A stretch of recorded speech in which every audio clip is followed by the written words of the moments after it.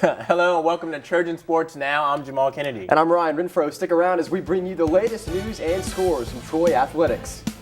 Trojan fans, wow, what a weekend it was in Trojan sports. Now maybe you were sitting courtside watching that incredible offensive surge from the men's basketball team on Friday night, or maybe, just maybe, you were one of the 25,782 Trojan fans that packed inside Veterans Memorial Stadium on Saturday afternoon. William McCarthy takes us to the sidelines with the highlights of this historic matchup. It was a top thrilling matchup here in the Sun Belt. 1 versus 2, Appalachian State versus Troy.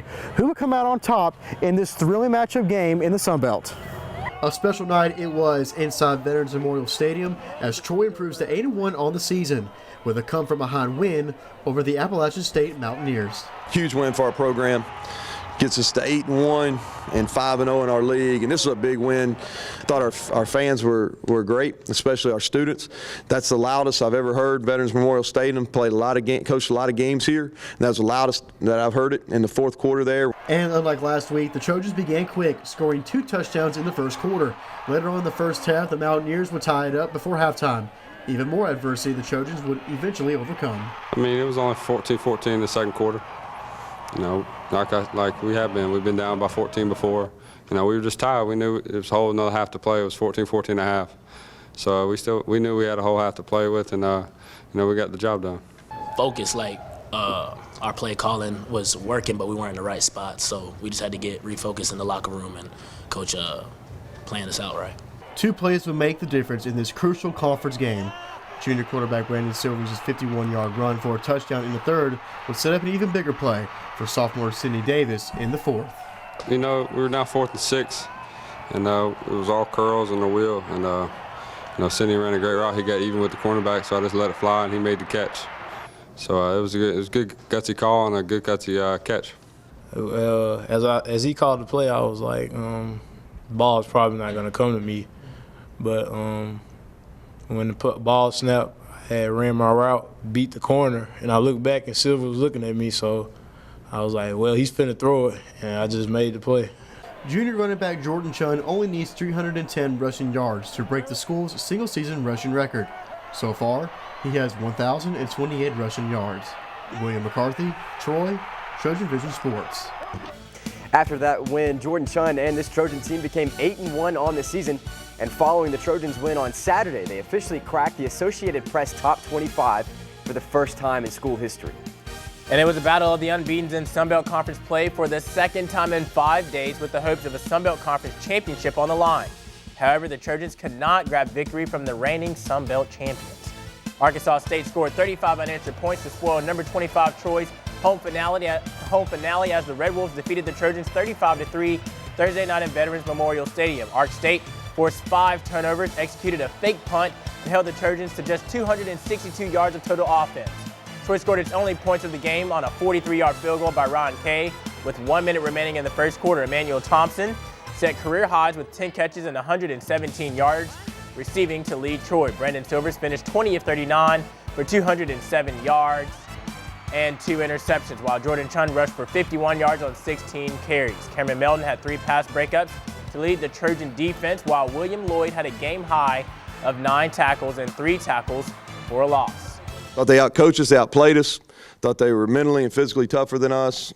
We did not do a good job as a football program, as coaches included, of drowning out the noise. And I told you that on Monday. Can we drown out the noise? And tonight's the first time we have not answered the bell all season. And at the end of the day, we're 8-2, and we got 1 conference loss, and we've got to put it to bed and come back and regroup. You know, In the wake of the loss, junior quarterback Brandon Silvers saw his streak of games with a touchdown pass end at 12, while junior running back Jordan Chun saw his streak of 7 games with a rushing touchdown come to an end as well. And now out to Trojan Arena and the men's basketball team's season opener against Toccoa Falls. Jahmal Kennedy is courtside with the highlights. It was a good one out at Trojan Arena for Trojan fans as they witnessed the start of a new men's basketball season to the tune of a 135-76 win over Toccoa Falls Friday night. But it was a good way to start to give our guys some confidence, and they understand that this will be the last one like that. That's something we've been waiting for, working towards all summer, all preseason. So new type of team we had coming back this year. So this year we want to do something different, make it make it seem like, we're ready to do something, accomplish something new this year. The Trojans got it done inside the paint, outscoring the Screaming Eagles 64-24, who were screaming for help all game long. That's been an emphasis of ours. We've got, Jordan Bernardo's the guy who can score inside. Alex Hicks, as Alex continues to get stronger and his legs get stronger, he's a really skilled guy, and I think you'll see more scoring ability out of him every day you see us play. And the Trojans shot the ball well from behind the three-point line tonight, something that one Trojan says is the difference from last year. We've got some guys who can really shoot the ball, and one thing we've done consistently in the entire offseason and preseason is really shoot the ball well from the three-point line. Offensively, everybody can shoot, 1 through 5. Everybody has their own specific thing they do offensively. Nobody's the same, so that's the biggest thing that's different about this. Like, everybody can do different things that contribute to the offense that we run. We've got multiple guys who can shoot it from out there, so it makes you a little harder to guard when you stretch the defense like that. Though Friday night's matchup may not have seemed like a good way to gauge the team, seeing how everyone fit well together on the court in terms of chemistry was very important. It's very important. It's good to see, the first game, everybody on a good foot, everybody knocking down shots, rhythm is going good, chemistry is great. So going into next week, we should be okay, hoping that we can get another win. Trojans' 135 points were the most in Division I basketball Friday night. Jahmal Kennedy, Trojan Sports Now. Wesley Person carried his streak of consecutive games with a three-pointer into the contest and extended it to 61 games, the longest active streak in the nation. It hasn't rained in the city of Troy for quite some time now, but if you've been inside Trojan Arena lately, namely the last 2 nights the men's basketball team has been there, it's been pouring buckets. The men picked up their second win of the season Monday night against Eastern Illinois. Jalen Bivens has the highlights. Trojan men's basketball team hosted the Eastern Illinois Panthers Monday night.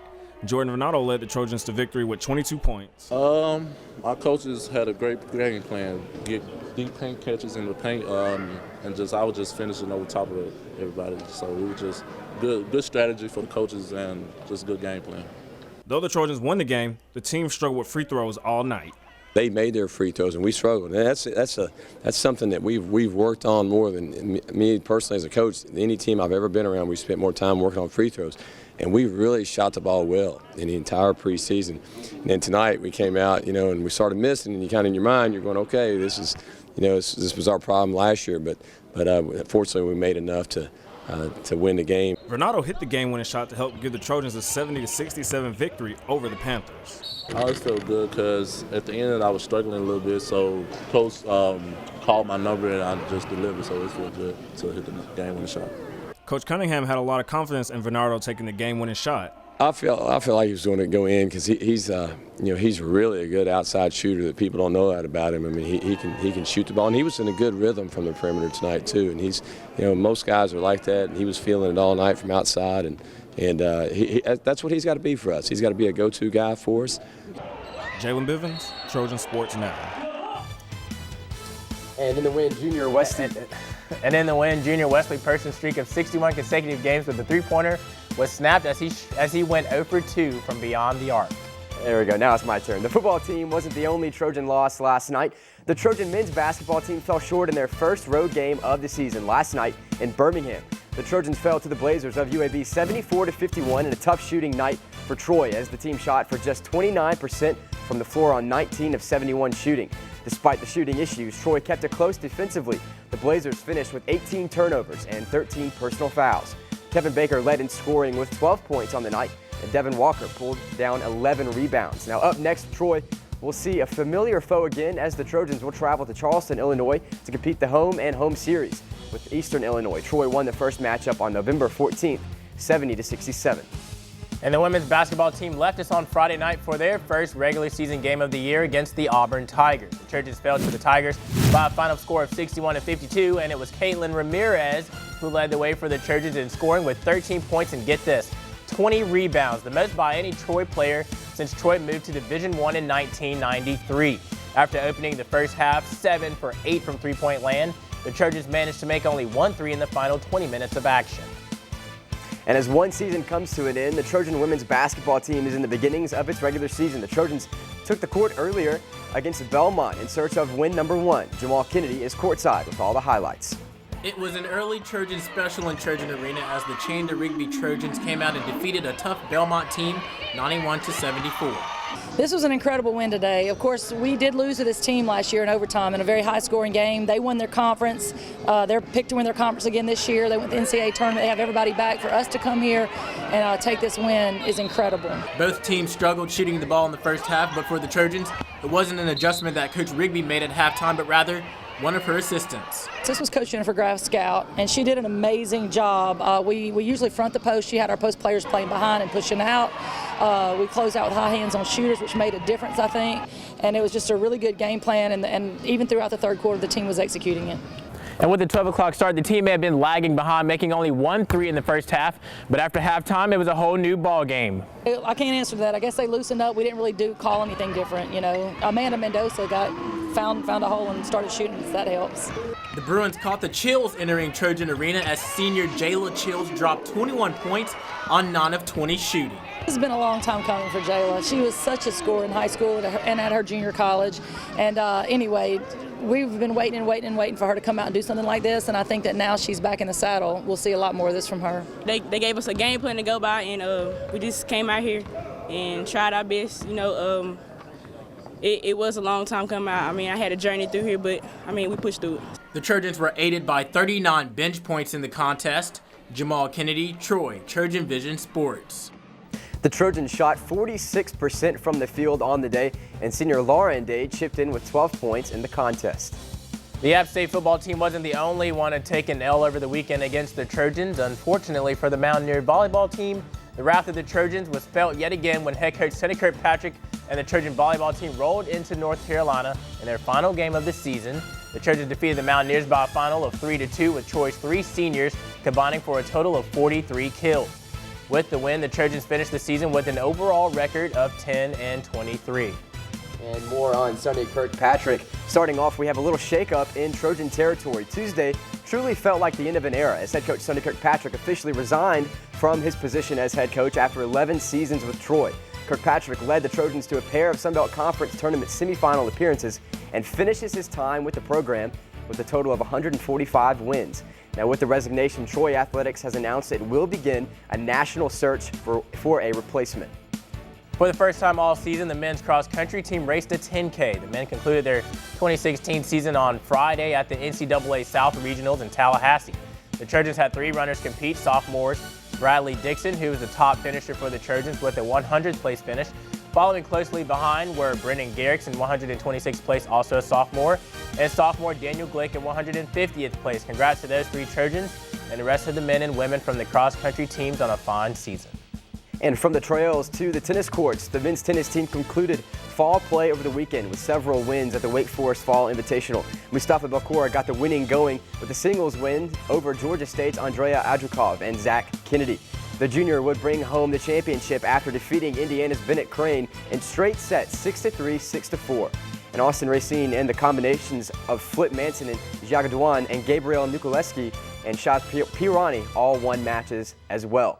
Now, still to come on Trojan Sports Now, we'll have a preview of the Trojan women's basketball team's matchup against Thomas University. But first, well, there's been some big announcements surrounding Troy Athletics over the last week. Stick around. More Trojan Sports Now is coming your way. Did you miss something on Troy Trojan Vision News this week? Don't worry, there's one place where you can catch up on all the news from the Troy University campus, Troy Trojan Vision Weekly. Every weekend, I'll have a rundown of the major events and happenings at Troy University. Watch us every Saturday and Sunday right here on Troy Trojan Vision.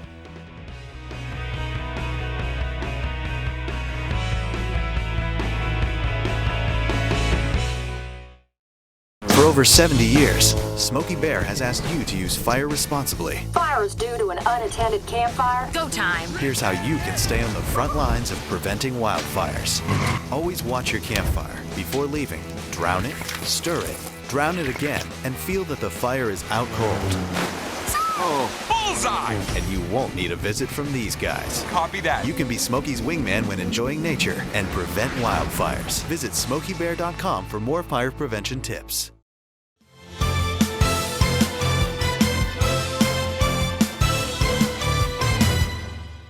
Well, Jahmal, we have some big news out of Troy Athletics. Last week, the athletic department officially announced its plans for the North Endzone project. Yeah, Ryan, I heard about that, and actually I was out there for the groundbreaking event.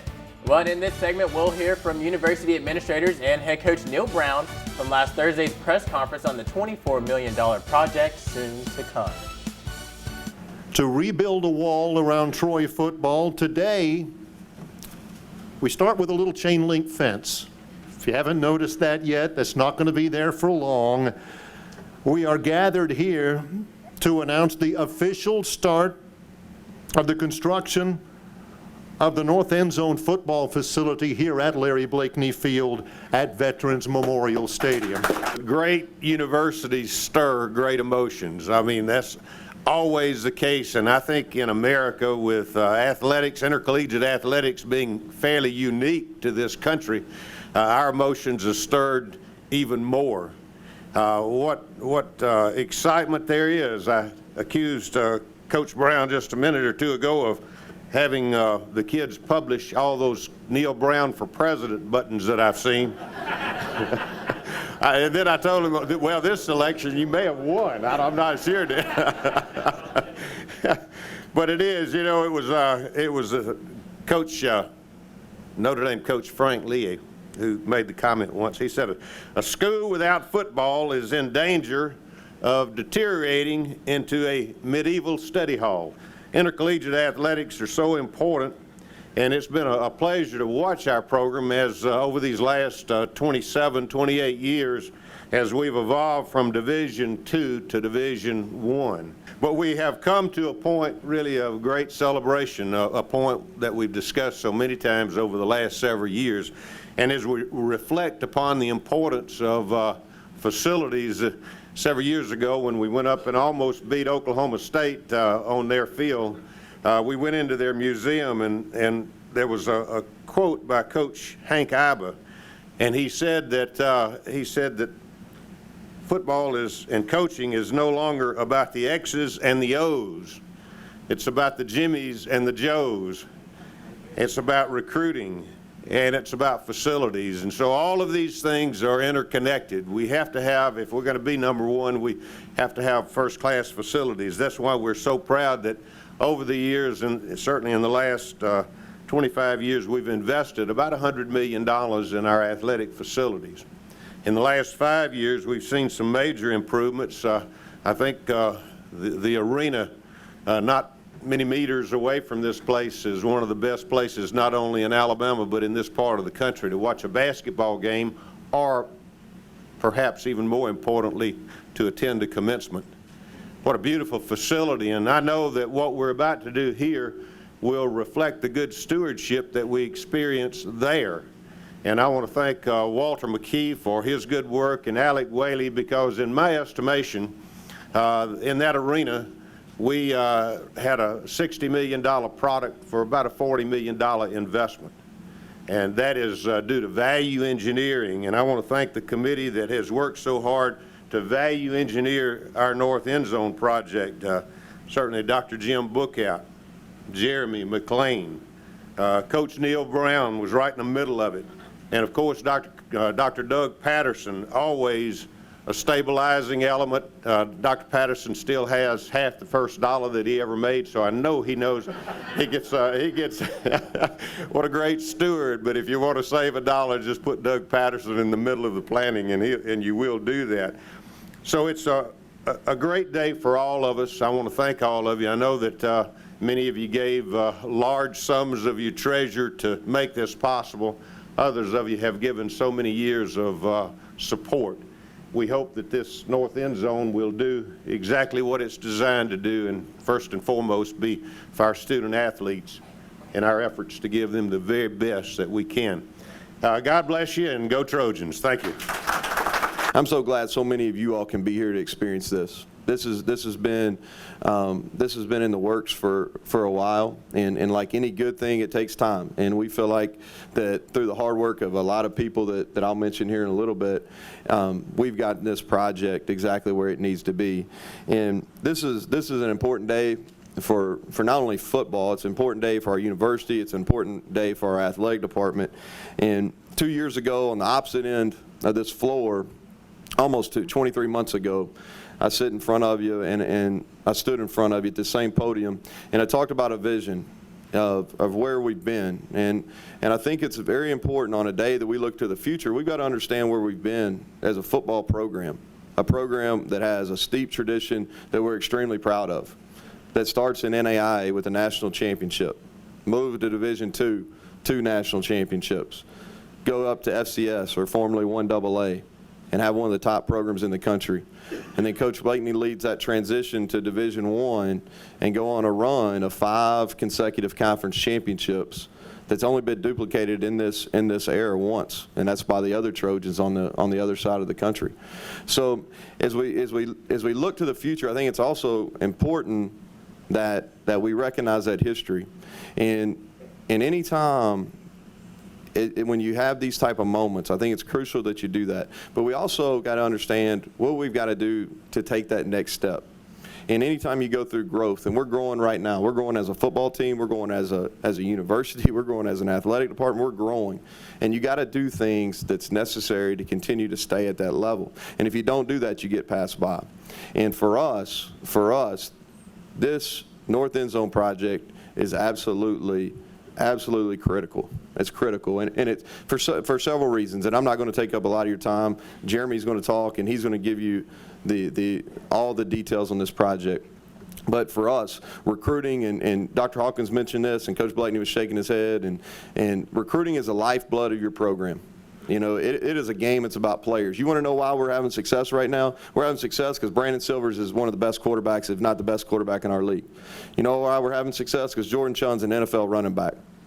Why we're having success? Because Rashad Diller's the best pass rusher in our league.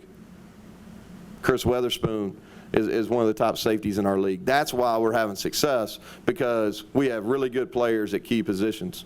And for us to continue to do that, then this, for recruiting, is absolutely critical. When you get into these kind of projects, there's a lot of big picture things that happen. And you have architects and your contractors working on some of the finer details, but you really have to be focused on what's going to happen on a daily basis, what the small details of the plan are, and no one knows those better than our football coaches. So Neil gave a lot of his time to give us feedback and make sure we got the programming on this building correct. And I think we have. I'm very, very happy with where it's at, and I don't think we missed a thing. And a lot of the credit goes to Neil and Todd for helping make that happen. This building is going to start 30 feet off the back of the end zone. Okay, so just think about how close that is. And that's one of the things when we started talking early on, I wanted to make sure that we got as close to the field as possible, because I want teams, when they come in here to play us, to know it's going to be loud and we're going to be right on top of them. And so we got as close to the field as we possibly could. So 30 feet away from that back end zone is where we're going to start this building. And this building is going to be 370 feet long, which means it's going to fill in that entire end zone. So we use the term bowl in. That's what we were trying to do. We wanted to feel like this stadium is bowled in. So again, it's going to be a real intimate setting. Opposing teams aren't going to be excited about coming in here and playing us. The total square footage on the building, including inside the building and the top of the building, which I'll hit on in a minute, is about 77,000 square feet. So it is a lot of space in that end zone. Again, it takes up the whole end zone, and it's going to be a lot of space to be utilized by our program. The other thing I'm really happy about and wanted to make sure we did, I think when this process started, the plan was to take down Tyne Davis Fieldhouse and build a larger building here and get all of our administration in there. But as we got into it and we started talking about programming, what really made sense was to leave Tyne Davis as it was, to make some adjustments and renovations, as Neil has talked about. And then what we wanted to do was connect the two buildings. So what you'll see is, when you get a chance to look at floor plans, is that Tyne Davis Fieldhouse is connected to this building on both levels. You'll see some pictures of the strength and conditioning area around the room, and on the handout we gave you. On the bottom floor, Tyne Davis Fieldhouse will tie directly into that strength and conditioning area. So you walk through Tyne Davis and right into that space. And then on the upper level of Tyne Davis Fieldhouse, it will connect to a lobby, which will connect you to the first floor of this new building. So to give you some perspective, the first floor of the building, strength and conditioning, athletic training space, nutrition space, locker room, team lounge, mud room, laundry space. That's all going to be, including our lobbies, that's all going to be that first floor. And So that's really player space is what I identified as. That's our player space. That's where they're going to spend 90% of their time coming and going from strength and conditioning, the locker room, to those areas. And then on the second floor are going to be all of our football coaches' offices, all of our meeting space, our recruiting space, our video space. What I do know is for the past 15 months, we've been laser focused on trying to get this done for every reason that's been expressed here today.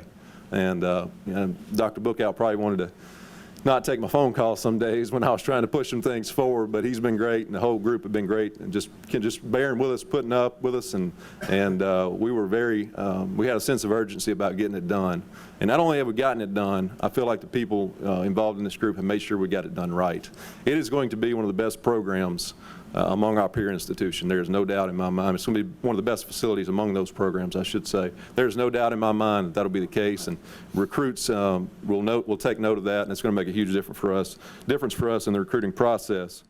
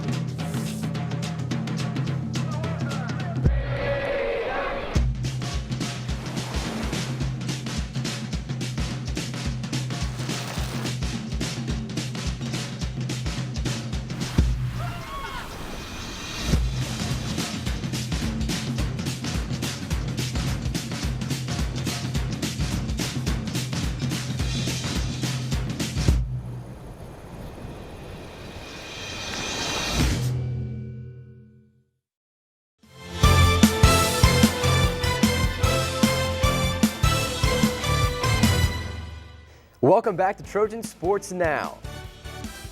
And Trojan faithful, after a disheartening loss on Thursday night to Arkansas State, it would be easy to just fold up and forget about the final 2 games of the season.